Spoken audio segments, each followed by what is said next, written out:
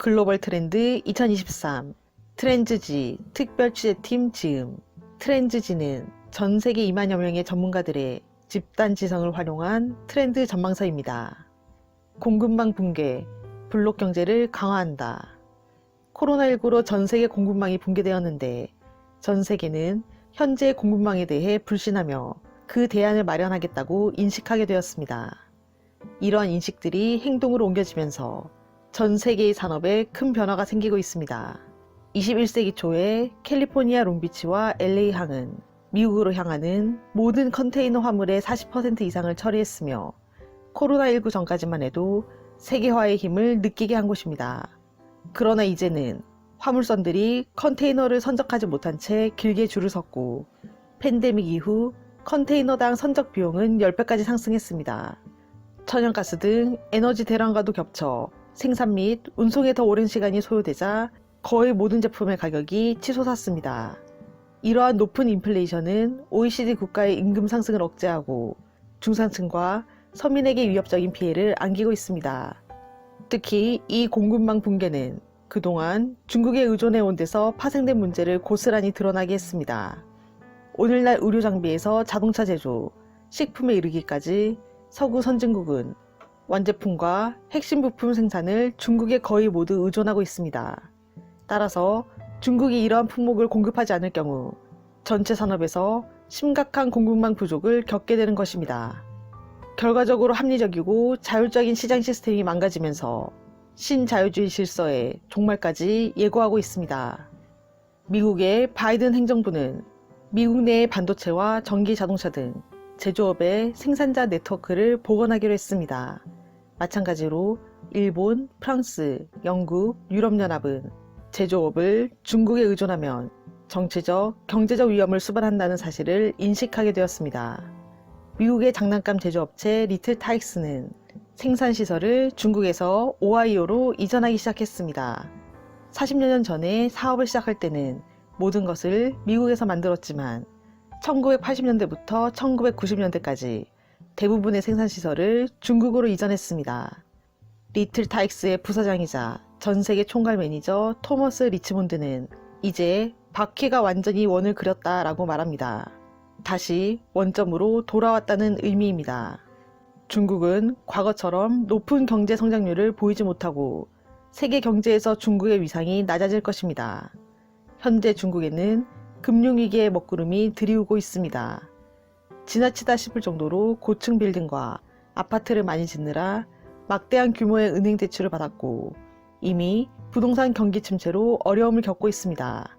게다가 저출산 등으로 2050년까지 중국에서 2억 명 이상의 노동력이 감소하고 계급 및 계층 간의 갈등 또한 커지고 있으므로 사회적 문제를 일으키고 있습니다. 미국, 일본, 한국, 대만, 인도 사이에 블록 경제가 강화될 것입니다. 블록 경제는 여러 국가에 의해 형성된 블록, 경제권을 말하는 것으로 자신들이 형성한 블록 외의 국가들에 대해 경계적인 차별을 하는 것입니다. 미국은 우방국 외의 국가들에는 규제를 가하고 앞으로 10년 이상 블록 경제를 강화할 것입니다. 20세기까지만 해도 글로벌 공급망은 선진국들에게 유리했습니다. 그러나 2020년대에 이르러 인공지능과 로봇공학이 선진국의 노동 생산성을 증대할 것입니다. 지난 30년간 대학 교육은 모든 사람들이 4년제 학위를 가질 필요가 없다는 교훈을 남겼습니다. 대학 교육을 하느라 학자금 대출을 받아서 과도한 빚을 지게 되었는데 경기 침체로 대학을 졸업하고도 취업난에 시달리느라 바리스타와 고학력 아르바이트는 넘치고 트럭 운전, 하드웨어 기술, 중장비 조작 등에서 인력난이 발생했습니다. 따라서 대학 교육 대신 실질적으로 취업에 도움되는 직업 교육이 활성화될 것입니다. 빅테크 기업 독점적 지위를 누리지 못한다. 얼마 전까지 구글, 애플, 아마존 등 빅테크 기업들은 미국 경제를 이끈다는 이유로 규제에서 비교적 자유로웠습니다. 덕분에 거대한 부와 권력을 쌓았는데 이제 이들을 가로막는 법안에 부딪히게 되었습니다. 최근 수년 동안 미국 서부 해안의 빅테크 기업들은 민주당 편에 섰는데 이 기업들의 CEO 중 상당수가 민주당 성향을 지니고 있기 때문입니다. 그런데 빅테크 기업들이 지지했던 민주당 내에서도 변화가 일어나고 있습니다. 2020년 10월 미국 하원 사업위원회는 디지털 시장의 경쟁조사라는 보고서를 발표했고 2021년 7월 9일 바이든 대통령은 미국 경제에서의 경쟁 촉진이라는 행정명령을 내렸습니다. 이 행정명령에는 빅테크에 대한 규제 내용이 포함되어 있습니다.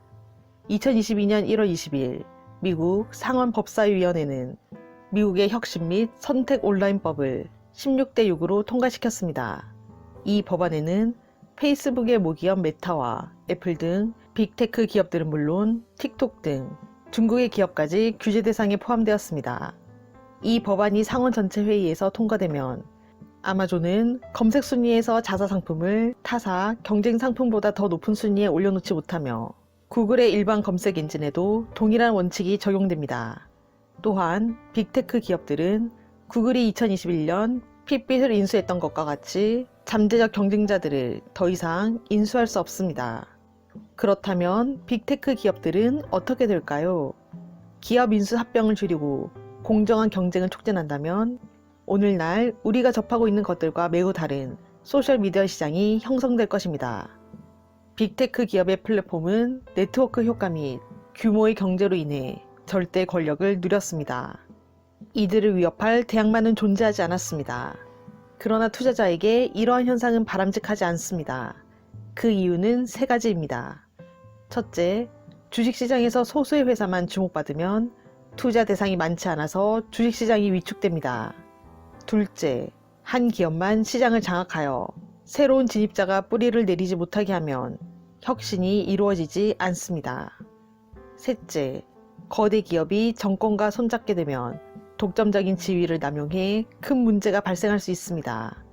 따라서 이를 규제하는 법안이 통과되면 스타트업과 주식시장이 활성화되고 소비자 입장에서는 다양한 플랫폼을 저렴하게 이용할 수 있으므로 만족도가 높아질 것입니다. 글로벌 트렌드 2023 트렌즈지 특별취재팀 지음 세계 최고 미래학 연구기관과 더 퓨처리스트지에서 활동하는 전문가들이 책 글로벌 트렌드 2023을 통해 현재 또는 가까운 미래에 지구촌을 뒤흔들 트렌드를 소개합니다. 구글, 애플, 마이크로소프트, 테슬라, 백악관 등 정부기관도 구독하고 있는 트렌즈지에 세계 경제, 신기술과 신성장 산업, 고령화 등 일과 생활에 나타나는 새로운 트렌드에 대해 더 자세한 내용이 궁금하신 분들은 이 책을 읽어보시길 추천드립니다. 구독과 좋아요로 부연 책방으로 입장하세요. 감사합니다.